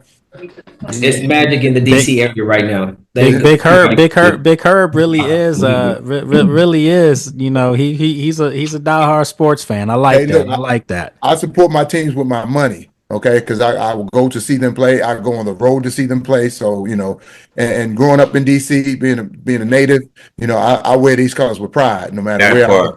That's what's up. That's what's up. One question, and then we get back to football. It's just a yay or nay. We can't talk about it because we got to get back to football.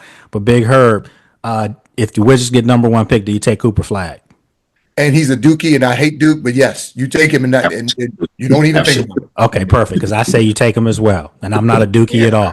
All right, so let's get back to football here. All right, so thanks for having me on. I appreciate it. Okay, all right. Okay, take care. All right, good luck. Have a good weekend. Good weekend. So the question I have for you guys was, since we talked about that franchise player, let me give you my definition of a franchise player first. A franchise player to me is someone that was drafted by a team, developed by a team, and performed for that team for a while. Not just 1 year. So I'm saying Jaden definitely has the look of what I've seen other people's franchise players look like. Robert had that look for 1 year. You felt like it could get better with him. Jaden is almost a complete product now, as far as, and I mean that from just his play. He can see mentally, he can pass. He's mature beyond his years. So to me, I told someone Washington's only other franchise player, as far as a franchise player, it was Sammy Ball. I mean, because I'm talking about at that position. Darryl Green, we know Darryl's one of the greats, but I'm talking about. And Darryl probably can fit in this category because he was respected around the league as one of those guys. But when you talk about the numero uno position in all of sports, and you have one that other franchise players are saying, like, they see him differently than themselves. Like, damn, this guy's different. So that's my question to you. Does Washington have, for the first time ever, a legit franchise player, or do you feel like they've had one before? And if you did, who was that guy? So we'll start. We're gonna go counterclockwise this time, so Eric doesn't have to wait all day. So Eric, you're up. You're up first. Yeah. I'm not sure if was Joe Theismann. Did we draft Joe Theismann? Nope. He was drafted by he was in the Canadian League and then went to the Dolphins. So, okay. He was a punt returner. Oh my God. Okay. Well, in that case, no. Yeah, Jaden. Yeah, to me, definitely the franchise guy that we've never had. Not to my recollection. I would John Riggins. He was drafted. Nope. He went to the Jets. Went to the Jets. Okay. Well, yeah. Trust me. So you know, I'm not going to age myself, but I have to be a historian in order to do this. And when I looked at this, like, someone kept throwing out to me, some old timer that I knew that I respect dearly, kept saying Sonny Jurgensen. I'm like, Sonny Jurgensen was an Eagle before he came here, and he was a successful All-Pro Eagle. So no, that's not it for me. It has to be somebody that you know, bear the fruits of their labor from day one. Mm-hmm. So, all right. So, Mike Bear, what you got?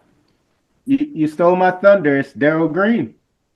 And Darryl was drafted here and developed here and played here his whole career. I don't think he played for he never played for anybody. It's Darryl. I mean, he's not a quarterback, but it's Daryl. He's the one that comes the closest, man. And that's the only guy that. Well, there was another guy, and I think. Well, maybe Reverend might know who I'm about to say. Brad Jones, you probably heard of it. Yeah, But the other guy that I say that you could put in that category was Chris Hamburger. Who? Wow. Ooh. Wow. That's even way back. Ooh. If you look up Savage and Jay's time. Yeah, listen. If you look up Chris Hamburger, he was a seven-time All-Pro at linebacker, not Pro Bowler, All-Pro. That come on, man. That tells you a lot. You're talking about dog. Yeah. What about Charlie Taylor? See, I thought Charlie Taylor was one of those guys, but if I'm not mistaken, and you guys can correct me if I'm wrong, I don't think Charlie Taylor finished his career in Washington, if I'm not mistaken. He was a coach at the end. So. I don't know why I feel like he went to the Chargers or something for like 1 or 2 years. Like Art Monk didn't finish his career in Washington. He went to the Eagles. He went to the Eagles. He went to the Jets. Heart, man. So yeah, exactly. So Daryl Green, there's no argument for me on that because he was here, true and blue. Yeah. So was Sammy Ball. So, but they didn't call that stuff back then franchise players. Right. Okay, so Brad, you're up. So I definitely think Jaden is going to be our first franchise player, other than Daryl Green. I also feel like the late great Sean Taylor could have been. He hadn't played long enough. Absolutely, because he was building that resume. Yeah, and he was feared around the league. Yeah, absolutely. So that's the other thing, and I should have said this earlier. Franchise player to me, also from what they do on the field.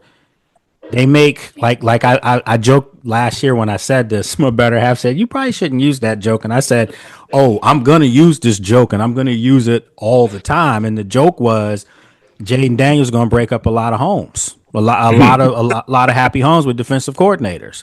And I said because he's gonna keep them up and occupy their time, and they're not gonna give their time to their wives, and they getting divorced. So I said, she said that's not nice, and I said, well, if you won to the Super Bowl every year. She said, yeah, I'll take that. So that's what I'm saying. I don't know of any other player that's come through Washington. I'll give you one, might surprise you. It's my guy, Deshaun. He definitely had defensive coordinators worrying where he was on the football field. Mm-hmm. Jordan Reed to an extent. Okay. Yeah. Mm-hmm. Sean Taylor, without question, in modern times is I would say he's the only one. You have to go to Daryl after that. That's Terrell Owens and the punter in the Pro Bowl, how they feel about Sean Taylor. Absolutely. So those guys kept their Reggie Wayne, all of them, they kept their head on a swivel when he was on the field. And now that's what I'm saying with Jaden. Do you not think defensive coordinators are just what am I going to do with this dude? Like, and now you got Debo and he's got a left tackle. I mean, okay, yeah, I'm getting excited. So, okay, all right. So Tony, you're up. I just want to tell you, man, thanks for having me on. I got to dip out, man. Okay, you guys, y'all have a good weekend, man. Thanks so much. All right, we'll see you next week. Take care, friend. All right, brother. All right, so Tony, you're up. What you got, man? Yeah, man. Brad stole my answer, man. I was gonna say, if Sean T would have had a chance to play his full career, he wouldn't have gone anywhere.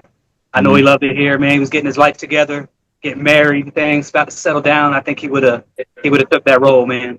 I mean, I saw a documentary about him where Ed Reed said that he was better than he was. Yeah, a Hall of Famer. Yeah, Ed Reed doesn't throw around compliments like that. Yeah, you know what I mean? That he had respect around the league. And the fans here definitely loved him. You remember them Sean Taylor T-shirts, and he was a big thing. But like Jaden's different. Jaden is a quarterback, number one, and he's not just going to be the face of the franchise here. The NFL is going to be putting him forward. He might be the face of the whole damn league before it's over with. You know what I mean? So this is really the first that we've ever seen of a true on the Wheaties box franchise player. Man, I'm excited about it. Very good stuff there. All right, Reverend Fry, you're up. And look, guys, it's 6:05, so if we can shorten our answers just a little bit, because I do have one more good question for you guys. No, I mean, besides what the rest of the panel, has said, and Sean definitely was that one. Matter of fact, my nephew played for Wake Forest, and he wore Sean's number. It was a kid by the name of Alex Fry that played for Wake Forest, and that's how deep that ran with us. But Jaden is that one. Based on everything that you gave, Jaden is that one. We haven't actually had one that we, birthed through the process and has had the impact. Is hands down. Even going back, the word franchise wasn't even used back with the Kilmers, the Johnsons, the Jurgensons. It just wasn't. But JD he's the one. Okay, he's the one. All right. Okay, Jay. I would say, like you said, from the most important position, Jaden. I've never seen nobody like him. For our team, but I'll say two players.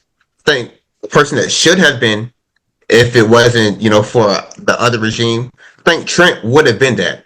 He absolutely would have. Because Trent is still respected. That's my guy. That's my guy. Yeah, if we would have had Trent and Jaden, and Trent is still one of the best in the league, right? If not the best.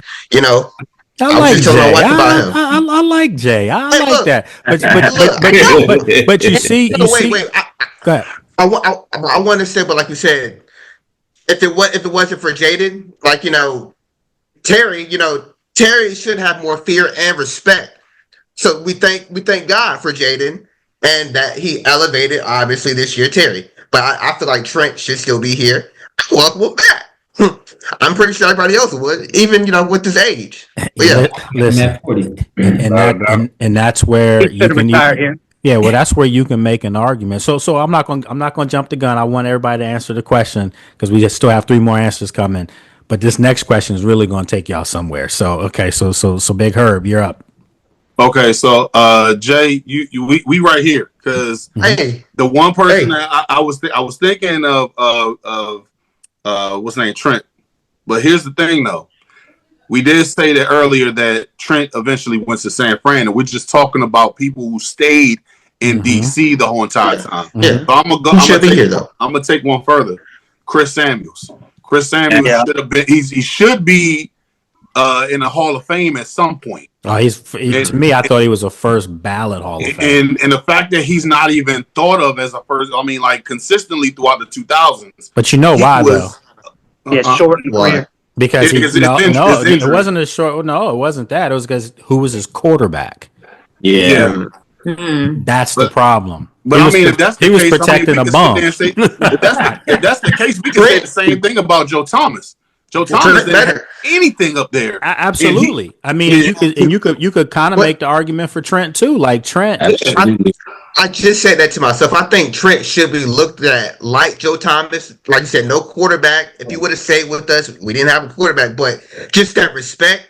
And then how everyone Trent just how he moved, just his play style, his athleticism as a left tackle, as a big guy. Unheard of. Yeah, I'm on record saying this. Trent is the great that I've seen. Trent is the greatest offensive lineman I've ever seen. And that's no disrespect to the greats like Munoz and the rest of them back in the day. I've never seen anybody as athletic. I don't think anybody will argue, will say, no, that can't be the case. I'll tell you guys real quick, and I know Brad and then Shirley, you're up. Trent Williams, I told you that's my dude. Trent, Jordan Reed and Trent were incredible basketball players. I tell people this all the time. Jordan Reed could have played in the NBA. He was that good. I played at Penn State. I know basketball. That dude was something special. And that's why he could stay open on the field, in the middle of the field, that basketball, boxing out, cutting, and all that stuff. We were talking one day, and they were telling me that Trent Williams could windmill dunk. And I'm like, nah, I don't see it. So Trent was like, what are you talking about? I had the best combine stuff ever. Just look at my vertical, all that. And he said, I can windmill dunk just standing under the basket. And I was like, I don't believe you. Lifetime gym. We were up there playing ball, and he stood under the basket and windmill dunked. And I just didn't know what to do. I'm like, a man that large is not supposed to do. I know what you did, Lake. I literally just was like, I couldn't believe it. I mean, but that's what I mean. He's different, and so again, you ever heard of Zion Williamson? A man course. that large? They probably the same height, but you know, I mean, it was freaky. It was phenomenal, man. It was. So let's move on to Brad and then Sheila, because then I got one more question for you, and this one's gonna really get you going. All right, so Brad, what you got? I'll let Miss Sheila go first. I'll let ladies go first. Oh, I like that. That's my guy right there, man. I see you. I have a question. What's the difference between generational and franchise? They're kind of the same, if you ask me. I mean, at least in this town, it's going to be. I just was wondering because I mean, you know, they say Caleb is generational, but then they say Jaden is franchise. No, Caleb's franchise too. He is. They've been saying generational. So anyway, I believe that he's going to stay here. I believe that he's going to be it. Okay. For a long time. Yes. So when you have kids and people out there who have young kids, they're going to grow up knowing Jaden Daniels. And Jaden Daniels, whether you like it or not, I mean, I always tell people, if you're one of those people out there, I hope you're not, that's still crying and complaining to get the Redskins name back, which is never coming back. Right. Jaden Daniels is part of the reason why it's never going to come back too, because now everybody loves the Commanders because of Jaden Daniels. I don't have anything. Yeah. I mean, I missed the name. I'm not going to lie, but it's not coming back. And I always say, would you rather have a name or would you rather have wins? And that's what it boils down to. I don't miss the loser. Okay. Exactly. All right. So Brad, you're up. I like the names everybody called out. DG, Darryl Green, Sean T, Trent. But when I think of franchise player, I think of game changers, right? Just can turn the game around, just get the ball in his hand. You know what I mean? Like, of course, I'm from Detroit, and Detroit have had game changers. They've had the best running back in my mind, Barry Sanders, right? They had Megatron, they had Stafford. So game changer franchise, I think JD5 is absolutely it. I like the names you all thrown out, but the game changer and believe me, these defensive coordinators, they worried about 5. They worried. Yeah, I mean he's a quarterback. It just it changes everything. Absolutely. All right, so look, we got to keep our answers for this because it's we got like 7 minutes, and I really want to get this one in there. First of all, you guys having fun, by the way? Yes, sir. Okay. Yes, sir. All right, that's Bro, I can change my barbershop appointment. Cut it out. Well, I don't have to worry about that, but still. But the next question is, do you feel it's a yay or nay? You can expand for about 20 seconds. If Washington were to win the Super Bowl this year or next year, It's about 10. do they have at least 2 players? I was telling Brandy that you was on that could? Who's that? Where's that coming? Oh, okay. Lady Lewis podcast. Who's that? I was telling your daughter. Not me. Who's that? Who's that? That's the pastor's. Sorry about that. Oh, no, it's okay. It's okay. I just because I could see y'all sitting there. I was like, is that another feed coming through? Okay, so the question is, real quick, so we can get this through. If Washington were to win the Super Bowl this year or next year, do they have at least 2 players that potentially should be on the Mount Rushmore for Washington football? Ooh. And those 2 players are Jaden and Terry. Terry, right. Yeah. So what's the? Are we talking about Mount Rushmore? 4 greatest players, only players. Because when I do my normal Mount Rushmore, Joe Gibbs is on that Mount Rushmore. Absolutely. But we're talking about just players. Okay. This will be easy for me. Oh yeah, well, you got 3. Oh, you got 3 that could be on the Mount Rushmore. Darryl Green can be up there with them. Oh no, yeah, Darryl's already on it. So I mean, okay. Yeah. So to me. Again, and Reverend, you said, do you add them? Yeah, no. You got to remove 2 who might already be on it. So let's just say this. So who is? For the sake of this, the Mount Rushmore that I have player-wise, okay? Okay. And again, I lead credence to if you stayed here and you played here and you did that. So we all know Darryl Green's on there. Yep. Sammy Ball is on there. Yep. Okay, that's 2 right there. So if you're gonna have Jaden and Terry, that leaves 2 more. But for me right now, it's literally, I just said it, Darryl Green, Sammy Ball, Chris Handberger. I want y'all to look that name up when you get a chance. I know who that is. I know. Yeah, I just looked him up. And then the other guy is Charlie Taylor for me. Okay, Art Art Monk and Charlie Taylor. I was like right there, but I went with Charlie Taylor. Okay. Yeah. All right. So now I'm asking you, Terry could take Charlie Taylor off. Yeah, I sincerely mean that. If he gets to a Super Bowl, wins one, and he's doing what he's doing now. That's your receiver. So he just naturally moves that receiver off. No disrespect to the great Charlie Taylor. You know, he came out to one of my broadcasts years ago, almost lost my mind. He's like, I'm a big fan of yours. I wanted to come out. And I'm like, are you kidding me? You're Charlie Taylor. So unfortunately, we know Charlie passed, but, you know, rest his soul.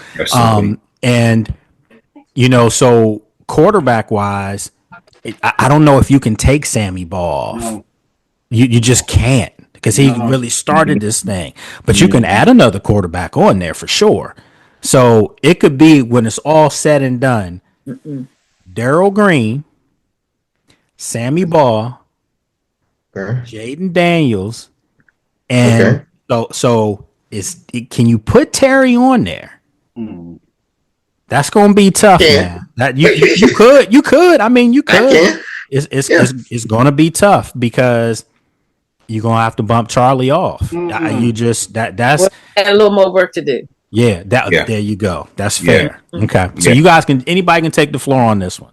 Right. See what I got? Hey, you see what I got right here, right? Yeah. Okay. I see. Yeah. I mean, listen. Like, I grew up an Art Monk fan, man. But see, I don't. Terry's getting there, man. Terry's getting there. But do you put Art over Charlie? I do. But I'm biased, man. I love Art Monk. I went to his football camp when I was 12. Okay, you know what I mean? I get it. And that's not, listen, when we having these conversations, just the fact that we're mentioning these names shows our respect for them. So before someone says, oh, you're being disrespectful. No, if I'm being disrespectful, I wouldn't bring their name up. So, yeah. I went to his football camp. It was a great experience, man. I've been a fan of his my whole life. I know some of y'all want to put Riggins on there. I know, but when you think about it, like John Riggins technically retired and came back and was better as an old running back. And I don't mean young. I mean like 33, 34, 35. He was better than when he was younger. We think about Riggo when it comes to that Super Bowl. So yeah, we automatically gonna fit that. I mean, there's a lot of guys you can name, you can put on there that are worthy to be mentioned. You know, that you can throw in there. I mean, Sonny Jurgensen obviously comes to mind, where you can put a guy like that on there.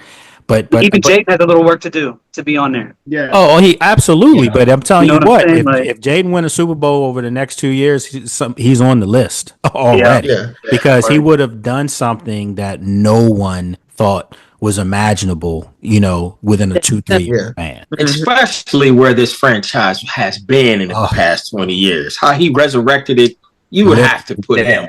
You would have to put him on there. I mean, you would have to nickname him, like we couldn't call him Jaden anymore.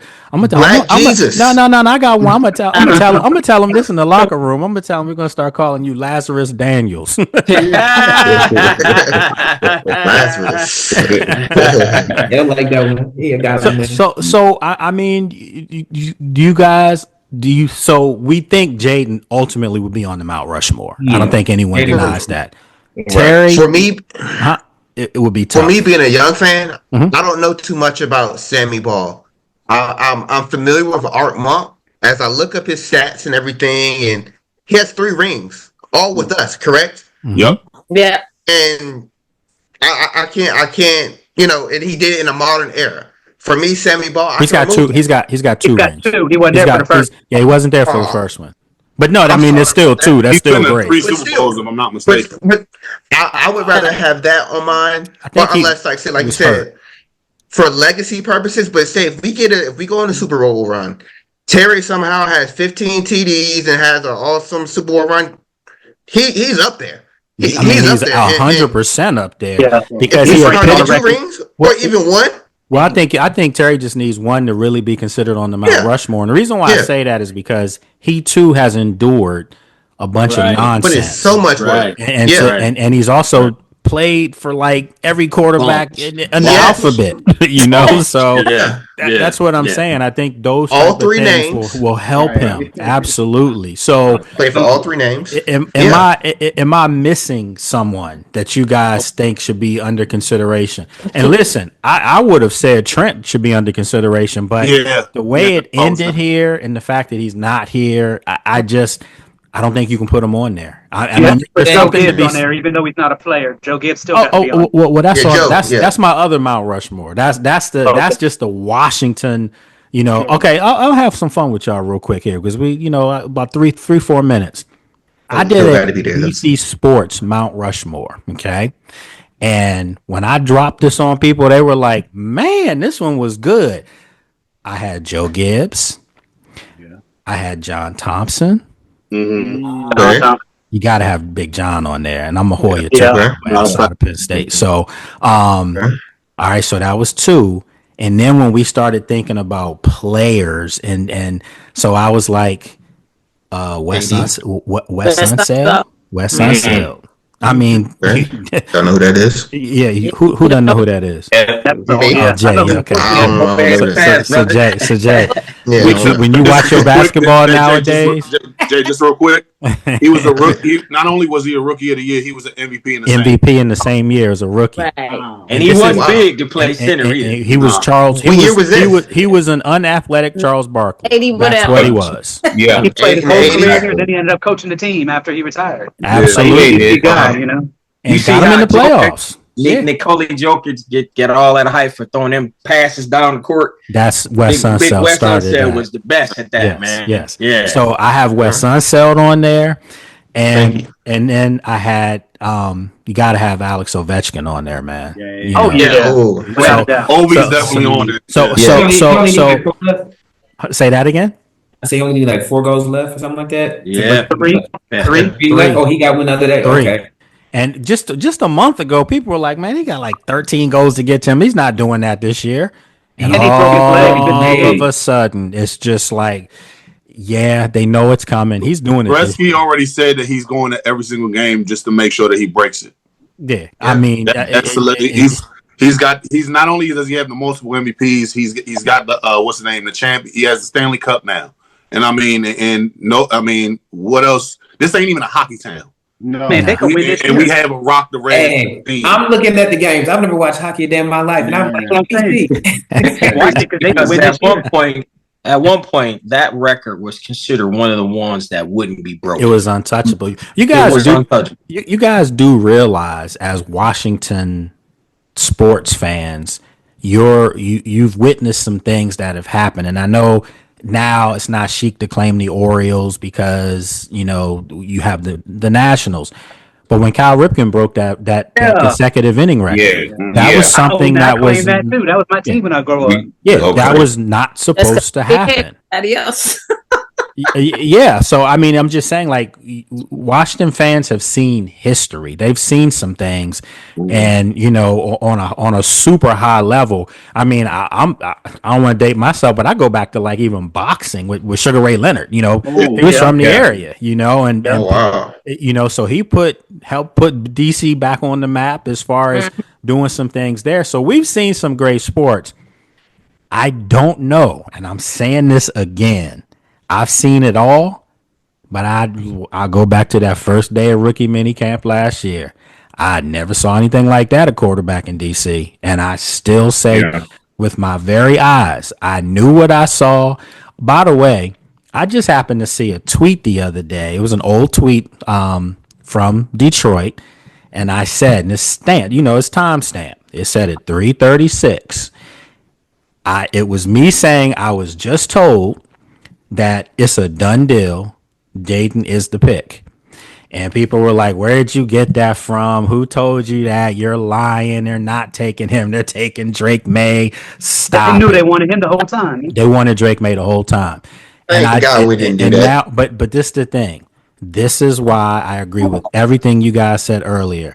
There's competent people in the building. If it was left up to people who have fandom, I'm just being upfront, we'd be talking about something different. So that's why this off season Be on your show.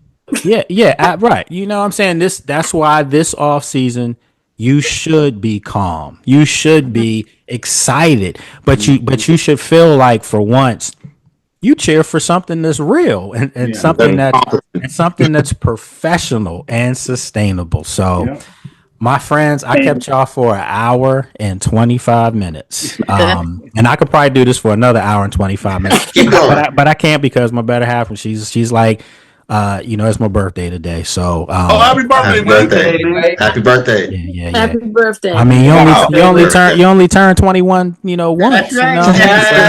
So yeah. A few times. I don't even remember when that was. Okay. So listen, first and foremost, I definitely want to thank Sheila. It's your first time. Hopefully you'll be coming back and joining us. We've had a great time, and Reverend Fry, it was your first time as well. You're more than welcome to come back, and Mike Barrett as well. So the way I do this is real simple. Now that I have your email, I just have an email distribution list. So you guys get it every week. And you decide if you want to come on. If you can't come on, no hard feelings, because I understand people are busy. It's a Friday evening, but you are more than welcome to come on, because ultimately, we have people who come and some who can't. I know Big Herb and Brad, and now Tony too. You guys have been consistent. Brad and Herb been here from like day one. So wow. We sometimes we have more people on, sometimes we don't. I think it's starting to average bare minimum of 10 people joining us, but I know the distribution list of people who've asked to come on is now 41. So I want to build this thing, and hopefully one day we have everyone on here. I want this thing to look like a little mosaic on the screen. And I say this with all due respect again. I'm thinking with the Radio 1, I may try to finagle something where I can have my show, have the fan show on there. So it's still going to be, you still can watch it on YouTube. It's just the setting won't look like this. On that day, it's going to be me in the studio. So, I want to do this because I think it's something that, not that I think it's something. I've had people contact me and tell me this is innovative, and I'm like, don't steal it then. I want this to be a thing, and this was just supposed to be something that we did in the off season, but I'm committed to doing this throughout the season. On Friday I can do this and travel on Saturday to wherever we play. So during the season, you're gonna have 200 people in here. I know. I mean, it's all good, but I'll know my regulars. So I'm always trying to create things. I might have to have y'all be moderators of the topics or something. So, but the point is, you guys are really making this fun for me. I just have an affinity for fans, and I've always said I wouldn't be in my position and where I am if I didn't have fans. So hopefully you guys like me more as a man as opposed to a journalist. So that's the way we doing this thing. So yeah, man, we gotta do this again. And next week, make sure you tell some of your friends too. If people want to come on, they're more than welcome to come on. I have some other media people who say they want to come on too. So I'm like, yeah, but you can't take over the show. This is for the fans. So you guys are, you don't think I'm not borrowing some of your stuff, because topics and all these things. And then also I told them I would plug this as well. So yes, I'm NFL Insider now with heavy.com, and helping them out with some Dolphins content and Bengals content and stuff. So I'm everywhere, but at the end of the day, this is the thing I look forward to in the week on Friday. So my friends, Lake, if I could real quick, and again, giving you your flowers. I love the way you did this. Like I said, being away from home, I feel a part of a community, and I mean, I rep DC hard. I'm nice. The beast of the East out here, and to be able to connect. I watch you, Rio, the whole nine. But what you have going on here, what you're building here, makes, if you will, the fandom a next level process. And you're that type of leader that, nothing but prayers up for you. I love your aunt.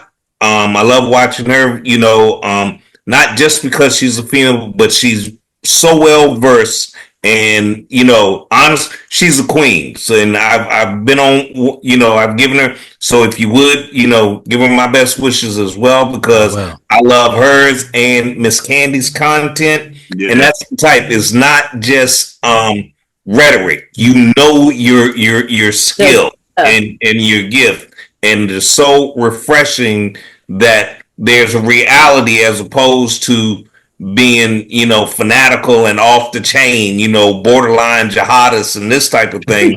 There's a sensibility to what you do. And I just want to let you know, as long as you have me, I'm here. And I thank you for it, man. All right. Well, I greatly appreciate that. I love hearing, positive feedback. This is important to me because, I like I said, I want to keep getting better. I want to keep doing this. I've been doing it for over 20 years. But you learn something every day. If your mind's open, you're going to learn something every day. So you guys are the best, though, man. We had great conversation and these topics. Talk your talk, King. Yeah, I'm just saying these topics. I think about these. I'm like, I gotta stump these guys because y'all have answers for everything. But I've heard a couple of y'all say, man, that's a hard question, and I'm like, yes. So that's what we want to keep doing. But look, I'm gonna let you guys go here. Thanks I for appreciate you guys. It's all love, and let's do this again next Friday. All right. Next Friday. Happy birthday! Appreciate you guys. All right, thank you. Have a great weekend. Hey. All right. You too. Okay. Man, appreciate everybody coming on today's show. It's just one of those days. It's Friday Fan Day, and that's what we do. We have a good time with the fans. And today they showed out again. They showed you why they know their stuff. And it's fun conversation. It really is. It's respectful. It's mindful of each other. But at the end of the day, you get a chance to hear people's assessment of things. And these people know exactly what they were talking about.